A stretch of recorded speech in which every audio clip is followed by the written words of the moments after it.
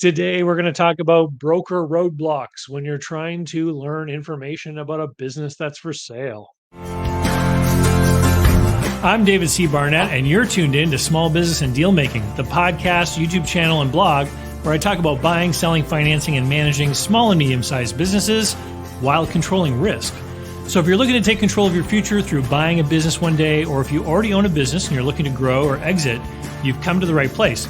I talk about interesting things, I talk to interesting people, and I answer your questions every week right here. So be sure to hit like and be sure to hit subscribe, and let's get to it. All right, so I'm making this video. It's actually inspired by an email that I got, and I'm gonna read the email to you, and then we're gonna tear things apart piece by piece. So he says, "Hi, David. This seems strange to me. I contacted a business brokerage, and it seemed to be legitimate. I signed the automated NDA on a website, and then there were three qualification questions, and immediately the broker asked me to demonstrate my funds available without me having seen any information about the business. He didn't even send me the information package and said that he needs the seller's approval to even send me the information package. And then he says, I've talked with many other brokers who've never behaved this way before, and I'm worried that I may be getting scammed or it's an identity theft thing. Okay. So, very interesting email, right? Because, I think that a lot of people out there who've gone looking for businesses, you've responded to an advertisement somewhere and you've maybe sent an email and you get an NDA and you fill in the NDA and they send you a SIM or they send you a package of information. And this guy's run into someone who's not doing that. They've got a few more hurdles lined up for the buyer to jump over in order to get the information about the business. Now, this is very interesting because he believes that this is strange.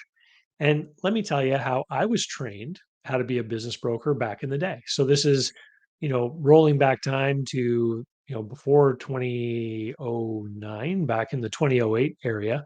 And this was the process that I was taught. You do advertising online. Back in those days, we used to even still use newspaper ads from time to time. You do some advertising and you get an inquiry. It might be an email. Someone might leave a voicemail, for example. You get that person on the phone and you talk with them. And the only goal that we had, or you emailed them back with the goal of getting a phone call. And the only goal that we had in the phone call was to get the person to come into the office, right? Because we were selling Main Street businesses and most of the buyers were local people.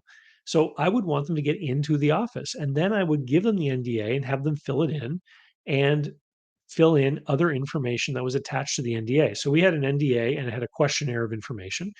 Part of the information we asked for was a net worth statement. I wanted to know what kind of assets and liabilities that the buyer had. I wanted to know what kind of liquid funds they would have available. And here's why. Because in looking at any of my listings, I could pretty much tell what kind of down payment would be required in order to be able to buy that business. And one of the most important things about business brokerage is maintaining the secrecy of the business that's for sale and the secrecy of your client's information, right?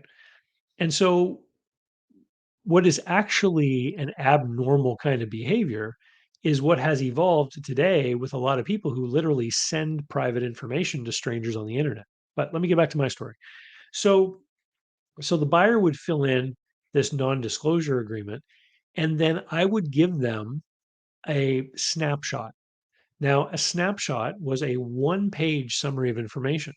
Basically had, the business, where the business was located, a few photos of the business perhaps, their top line revenue, the cash flow, the SDE, a couple of bullet points about the business. And I would give that to them and I would say, now, your next step is to do a secret shopper mission. I want you to go to that business, say it was a restaurant. I want you to go there and have lunch. Don't tell anyone that the business is for sale. Don't ask to see the owner. Just go there and have lunch and check it out and see if you can imagine yourself being the owner of that restaurant.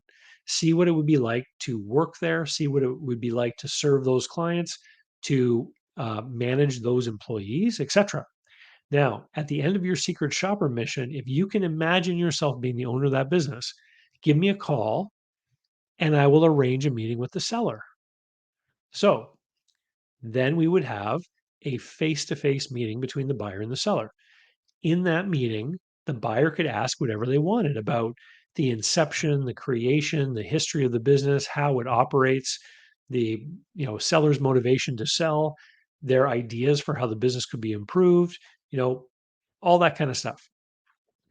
At the end of that meeting, I was looking for a wink or a nudge or a pat on the shoulder from the seller, letting me know that he thought the buyer was qualified, that he thought this is a person that can run my business.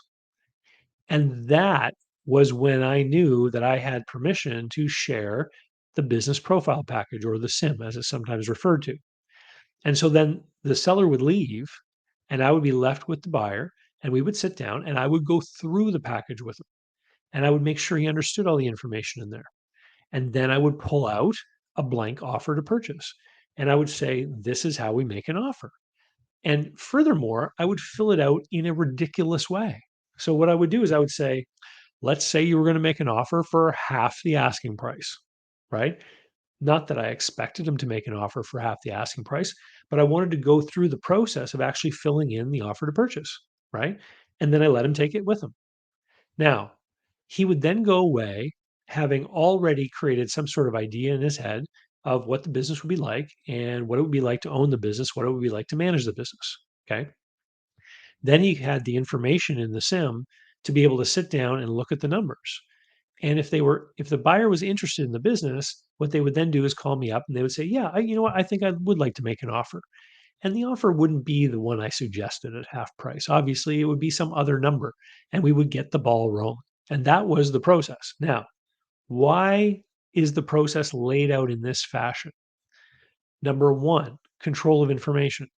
We don't want the seller's vital, private, confidential information to be circulating wildly, especially, heaven forbid, in the form of a PDF document flying around the internet, right?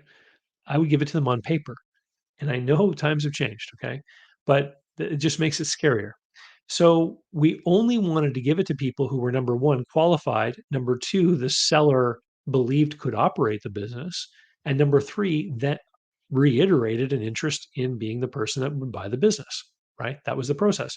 We wanted to make sure the buyer was actually invested a little bit as far as time, emotional investment, imaginative investment, daydreaming about being the operator of the business.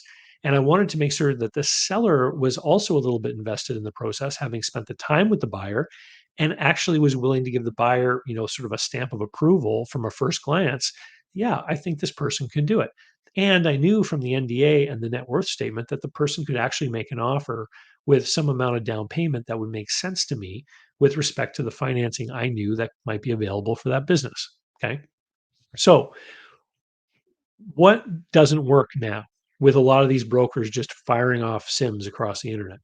Well, here's the problem is that when you submit an NDA, or you submit an inquiry on a business and the broker responds with an NDA, and then you send it in and they give you the SIM, most of these brokers are not actually asking for any kind of ID. Like, you could literally just make a fake LinkedIn profile, make a fake email account, and go and gather all this information and for whatever nefarious use, and people may not even be able to track you down, right? So how on earth is that protecting your client's information as a broker, right? It's not. And second thing, um, how do you even know this person is qualified to buy the business, right? You want to make sure that they actually have everything that they need to be able to buy the business, that they're not going to be wasting your time. As a broker, you have a limited amount of time, and you need to make sure that you're spending it on qualified buyers that can actually make a deal. You know, these people that are out there selling these like um, ridiculous buy a business with no money courses and stuff, they're creating a huge part of this problem. And so this gentleman who wrote me the email, he's saying like, why am I meeting this resistance? This is normal. This is the normal kind of process that somebody should be involved in when they're doing something as tricky as selling a business. Now, here's where it's really important to understand what is the audience and what market are you playing in? Because in the world of middle market businesses, it's completely different. In middle market businesses, you're talking about larger businesses with like EBITDAs of 700 grand or $1 million or more, where the sellers are very sophisticated. The buyers are far more sophisticated. They're all speaking MBA jargon, right? And in those deals, the buyers are going to be making their decisions. They're going to be motivated based on numbers and financial data. They need to know that what the deal entails, and the broker needs to make sure that that package demonstrates effectively that the business is fairly priced and makes sense for the cash flow that's there. And I know not all of them do. Okay. But in that world, it's a different kind of thing. It's very analysis driven. In the Main Street world, it's largely emotionally driven, and it's a matter of not just matching a buyer with an available business, but matching the right buyer with the right skills and aptitude to the business that they're going to be able to successfully operate. So, this is the kind of thing that you should expect from a broker that knows what they're doing, right? And firing off a bunch of inquiries, like, buyers, here, let me talk sternly about you now. So recently, I had a client who's trying to sell a business on their own, and they hired me to manage an advertising program. So I put a couple of ads up on these business for sale marketplace websites. And all me and my team are doing is we're just looking at the inquiries, we're accepting the NDAs and the questionnaires, and then we're letting the seller filter them through. So I can tell you, I've seen on that one listing dozens upon dozens of inquiries of people who don't even take the time to fill in the questions, right? There's like an NDA and a 6-question questionnaire.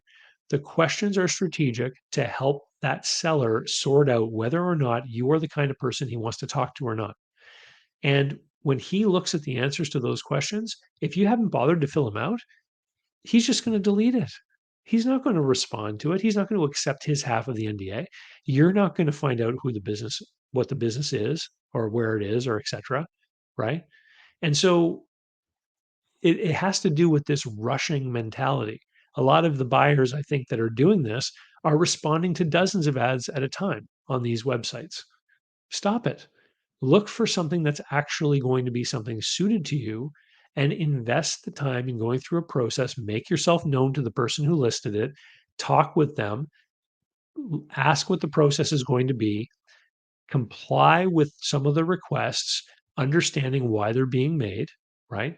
So, for example, if you're asked, how much money do you have available? You may not want to answer specifically, but you might say something like, how much do you think would be required? And if they say, well, we anticipate someone would need to have about $50,000 to buy this business, you say, great. Well, I'm more than able to. And when the time comes for me to make an offer, I'd be happy to give you a redacted bank statement with my name on it showing a balance over $50,000, right? Most brokers are going to be fine with that kind of conversation because you're communicating that you understand what they're looking for and why, and you're communicating that you're going to be able to meet that burden when the time comes. Anyway, I hope that helps. Um, because I mean, quite frankly, if I was trying to sell a business and there was a broker representing me who was firing off PDFs of all the information about my business to people that they had never met in person and who just filled out a form online, I would be a little bit concerned because one of the biggest groups of people that we want to keep this information from, of course, is competitors. And if I was in a given industry, if I owned a trucking company in Michigan, for example, I might look online and look for other trucking companies in Michigan that are for sale because I might be interested in expanding, right? Um, but then maybe I just want to get a hold of their financials. Maybe I just want to find out how my competitors are doing. Maybe I just want to learn what information I can about them. Maybe glean something that will give me some insight into who their customers are so I can go and steal them away, right? It's all kinds of nasty things that someone could do with the kinds of information that appear in one of these sims. Anyway, thanks a lot for sending in this question. I know that I've probably um, helped to inform a lot of people out there about how this process should unfold. And if you're a broker and if you're taking the lazy way, rethink what you're doing. And here's why. When you send information, data, an actual business profile or a SIM to someone who has not met the seller and has not visited the business, that buyer has not had a chance to make any kind of emotional or imaginative connection to the business. Whenever we buy anything, it's usually because of some kind of motivation, emotional motivation, especially in the main street space, where the buyer is not only making an investment in a business, but actually, in a lot of cases, buying a job. They're going to buy the business and go work there, right? So they need to be able to imagine what it's going to be like once they're the owner of the business. If they can't imagine it, if they've never been there, if they haven't had a chance to make that initial contact with the seller, to create some kind of relationship with the seller, even a superficial initial relationship, what's going to happen is they're going to take the information in the sim and they're going to spot every little problem about the business that they can find. And these are all going to become reasons why they don't want to buy the business. And they will disqualify the business. Or they will look at those problems and make some kind of offer like, I'll give you a lower price and I want a huge seller note. Well, your seller's never met the person. I mean, would you lend money to a stranger? So, of course, that offer is going to be rejected, right? And then you get this very um, adversarial back and forth between two people that don't really have much of a common ground because they never had an opportunity to have one. Instead, you want the opportunity for that buyer to come and make that initial connection with the business and with the seller, and for the seller to have an idea of who this buyer is. Because while someone may not lend money to a stranger, they might lend money to their new friend Paul, right? That they just met. And so this whole process is very important. Back in my initial training days, I actually went through a training class just about this topic. And an example was used of a guy in Texas, a broker in Texas. And he was making this mistake. He was sending out business profiles to everyone who inquired, and no one was making offers. Meanwhile, the guy training the course was doing it in the way that I explained, and he was selling like every 2 or 3 visits with a new buyer, someone would make an offer, right? So he was able to get people engaged. He was able to get people interested and get them to make offers, right? And so the guy in Texas, when he changed his format, all of his luck changed. All of a sudden, he started to actually get better quality buyers who became invested in the businesses.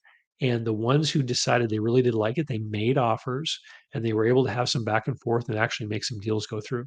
And maybe it's just the current market, the way it's been over the last 2 years, all the cheap money available and the high leverage available, that it's gotten this way. But with the way things are changing right now, very soon, if you can't, as a broker, navigate relationship building between a buyer and a seller, you're not going to be doing very many deals. Because with rising interest rates and what I believe coming is increasingly more stringent lending rules on the part of lenders, it's going to be harder and harder for people that have become, sort of high leverage loan dependent to make deals happen. You're going to have to get the skills that you need to become a true deal maker and actually work with the two parties to find that common ground. One of the most common things that buyers are complaining about is the fact that if they borrow a lot from the bank, they're afraid that if rates go up, they're going to end up with payments that get out of control that they can't afford. And so a lot of them think the only thing I can do is offer less. That's not the only thing they can do. The other thing they can do is get a bigger seller note with a fixed interest rate. That's another way to control finance cost risk, right? And so brokers, up your deal making game. Anyway, let's uh let's hear from today's video sponsor while we wind this thing up. Special thanks go to today's video sponsor, Mark Willis of Lake Growth Financial. Mark helps people better manage their personal wealth and business finances through the Bank on Yourself insurance strategy. This is something I've done personally and I've gotten lots of positive feedback from people I've worked with over the years. Go to newbankingsolution.com to find a playlist of all the interviews I've done with Mark and to learn more about the advantages of these programs. While there, sign up to arrange a conversation about what this solution might look like for you. So, how can you learn more about buying, selling, financing, and managing small and medium-sized businesses? Easy. Head over to my blog site at davidcbarnett.com. You'll find hundreds of articles and videos, all for free. You'll find links to my books and online courses, and you can sign up for my email list and get emails covering topics that interest you and be notified of new videos.